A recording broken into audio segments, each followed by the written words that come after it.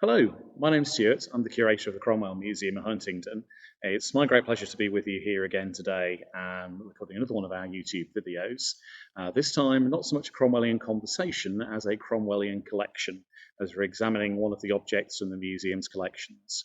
It's great to be back here in the museum at the moment. Obviously, we've been closed for the last few months with the UK lockdown thanks to the coronavirus. However, as those restrictions are now relaxing, the museum is now open again to the public, albeit with obviously precautions in place to safeguard our visitors, our volunteers, and staff. What I'm going to talk to you about today is one of the prized objects in our collection. We have many treasures here relating to the life and times of Oliver Cromwell in the mid-17th century. Cromwell, of course, is one of the most controversial figures in British history, obviously being much discussed and debated at the moment. Our job is not to be his fan club. We're simply here to tell the story of Cromwell. Whether you love him or hate him, he's one of the most significant figures in British history in one of the most important times as well. So we tell the story and allow you as the visitor to make your own minds up about him. One of the things that Cromwell is most famous for is obviously being a military commander as a soldier, a career that he started at the age of 43 in 1642 at the outbreak of the First English Civil War. And he became a very talented cavalry commander, and we'll talk more about his military career in a future video. But what I can show you today is actually one of the artifacts that dates from this particular period, and that's this beautiful sword that we've got here. Now, there are probably 4 or 5 swords in existence that can be provenance to have belonged to Cromwell. I'm proud to say that we've got 3 of them here in the museum's collections, all of which are on long-term loan to us from Cromwell's descendants. So they have a remarkably good provenance to them. Of course, always the question is, with any object in museums that's said to have belonged to a famous or notable person from history, is what's the provenance? How do you know that this thing actually belonged to a person that it's supposed to? And we've got some very good clues in terms of this object itself, and not least the fact that this sword has been handed down in the Cromwell family, the Cromwell Bush family as they are today, over the last 370 years. So that's a pretty good start. So this particular sword is what's of a type known as a mortuary sword. Not as some people might suppose, because it will put you into a mortuary if you're hit with one, but it's a name that was coined really probably in the 19th century of the sort of style of design of a sword. Quite often these swords on their hilts, the handles, the sort of decorative baskets that protect your hand, are decorated with small heads, character heads at this time. And many kind of collectors in the 19th century assumed that this might be intended to be the sort of severed head of Charles I after his execution, so therefore called them a mortuary sword in remembrance of the king. In actual fact, we know that these swords, in many cases, dated before 1649 and Charles I's execution. So that story, as lovely as it is, doesn't really hold up, but the name has stuck to them in terms of a kind of typology.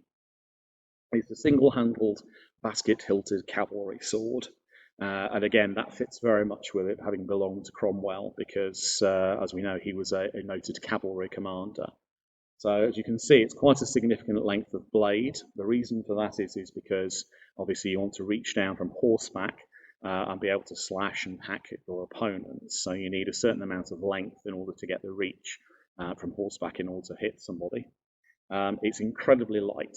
One of the things that really sort of surprises people is that swords like this are usually less than 2 pounds in weight, so less than a kilo in weight. We have this image, this stereotype from many Hollywood movies of being swords and being incredibly heavy.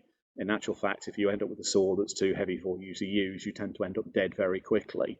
So particularly a very finely balanced weapon like this, it's slightly blade heavy because it's designed, as I say, to sort of slash someone from horseback.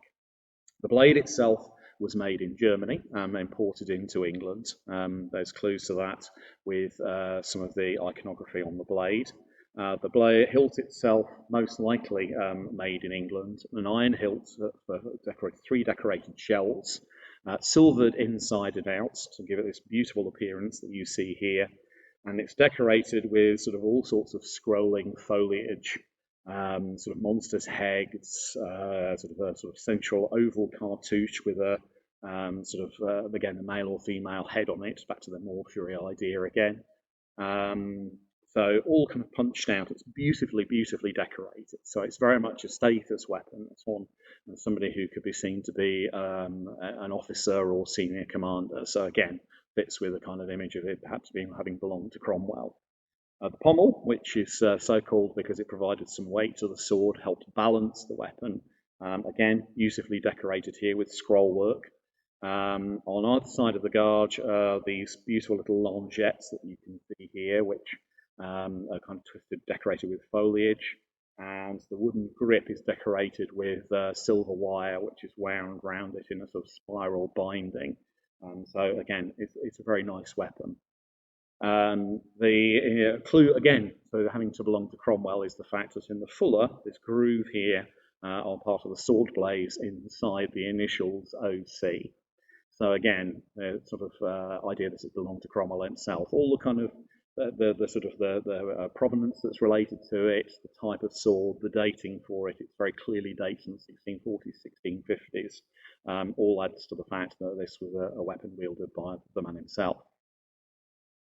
This fuller that's on the blade here is quite slim, only covers part of the blade. The fuller, which some people inaccurately describe as a blood groove, there is a tradition or a belief that sometimes these grooves you get down the blades of swords are designed to prevent suction when it's stuck inside somebody and let the blood drain out. That's a lovely story, but it's complete nonsense, I'm afraid.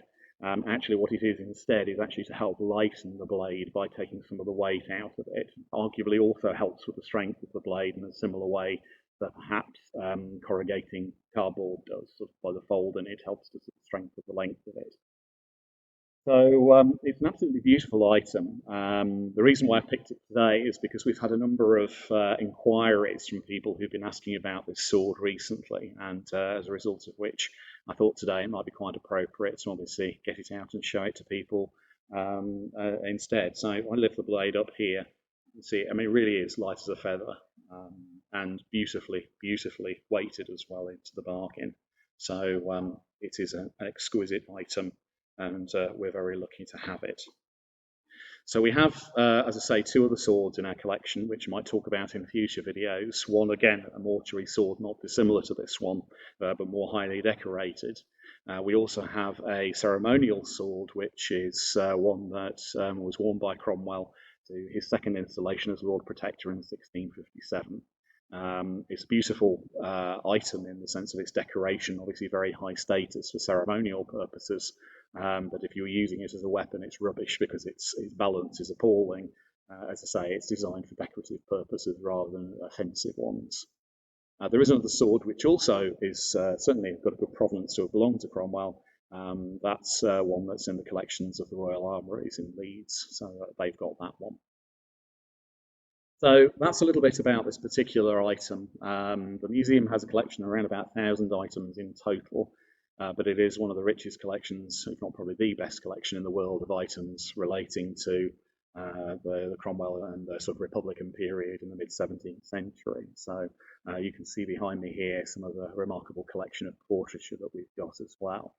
If you do want to find out more, do look at our website. You'll see some of our highlights and key collections on the museum's webpage, which is www.cromwellmuseum.org. Also, of course, a great way to be able to see some of these items for real, of course, is actually come and visit the museum. So now we're reopen again with obviously our precautions in place because of the COVID-19 epidemic. We are open at the moment Wednesday through Saturday, 11 till 4 daily. So if you get the opportunity, please do come and see us, and you get to see some of these remarkable items up close and personal. Otherwise, hope you stay safe in these rather strange times otherwise. Thank you very much for watching this particular video. If you did enjoy it, please do like and also subscribe to our YouTube channel. Don't forget to also follow us on Facebook and Twitter. Details are along in a moment in the title card at the end. And also, if you would like to support the museum, you can also donate to us via our Just Giving page as well. Details are also at the end of this. We look forward to seeing you again soon, and hopefully do check out our other videos and see the next one, which will hopefully be out next week. Thank you very much.